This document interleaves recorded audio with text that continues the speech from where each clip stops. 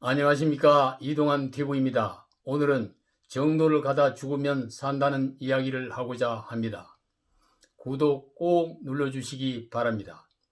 윤석열 총장은 집행정지 신청을 내고 추미애 총장은 사표를 내고 여권은 윤석열 총장을 물러나라 하고 있으나 윤석열의 지지율은 계속 높아가고 있습니다.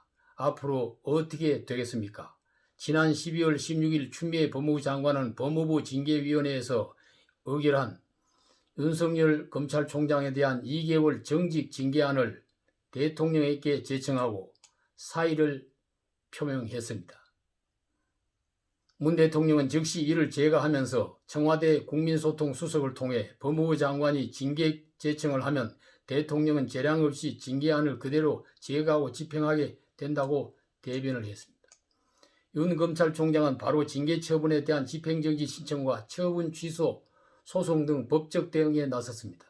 이를 두고 여권은 대통령이 윤 총장의 징계 처분을 제기한 것은 불신임을 한 것이니 윤 총장은 알아서 물러나야 한다는 주장을 하고 있습니다. 윤 총장은 물러날 생각이 없습니다.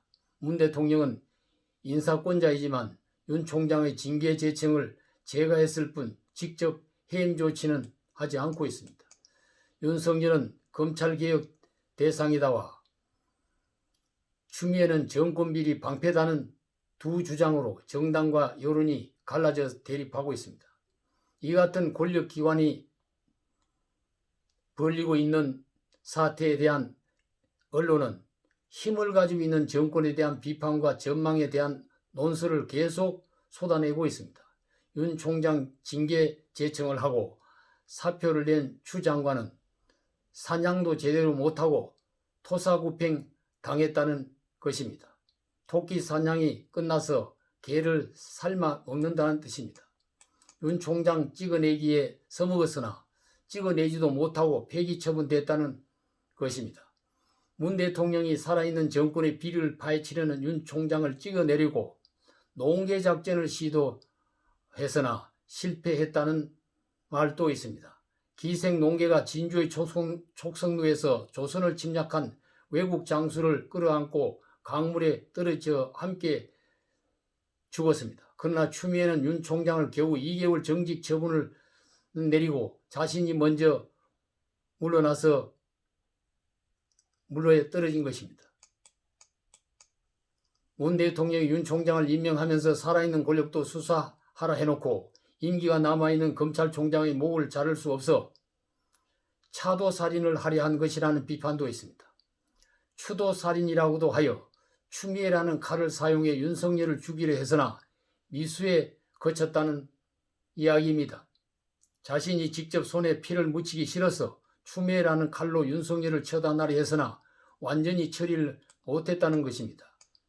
여권은 퇴진한 추미애에 대한 검찰개혁의 선구자 역할을 했다면서 칭송을 하면서도 본인이 용태가 아니라 구팽이라고 느끼는 순간 어떤 반란을 일으킬지도 모르는 상황입니다. 이제 윤 총장의 대결 상대는 추미애가 아니고 대통령입니다. 윤 총장도 호랑이 등에서 떨어지고 나면 죽게 됩니다. 계속 검찰의 정도로 지켜내야 합니다. 만약 지난 1일 법원이 윤 총장의 직무정지 처분 집행정지 신청을 받아들여 복귀된 것처럼 이번에도 그렇게 된다면 문 대통령은 윤 총장에 대한 부당한 징계에 대한 책임을 져야 합니다. 리얼미터 여론조사를 보면 윤 총장 징계가 부당하다는 응답이 49.8%입니다. 대통령의 국정수행 지지율은 30%로 하락하고 국민의힘 지지율이 민주당을 앞지르고 있습니다. 윤석열은 차기 대권주자 1위를 달리고 있습니다. 비유하면 집권한 정권이 사냥개를 키우면서 실수를 해서 호랑이를 만든 꼴이 된 것입니다. 이제는 누구도 윤석열을 끌어내릴 수 없게 됐습니다. 윤석열을 구박하면 할수록 도깨비처럼 몸집이 커집니다. 윤석열을 건드리지 말고 가만히 두고 각자 자기 할 일을 바로 하는 길밖에 없는 것입니다. 그래도 윤 총장의 인기가 가라앉지 않는다면 그리고 천정부지로 상승해 간다면 그것은 하늘의 뜻으로 나라의 주인인 국민이 알아서 할 일로 맡겨둘 수밖에 없는 일입니다. 감사합니다.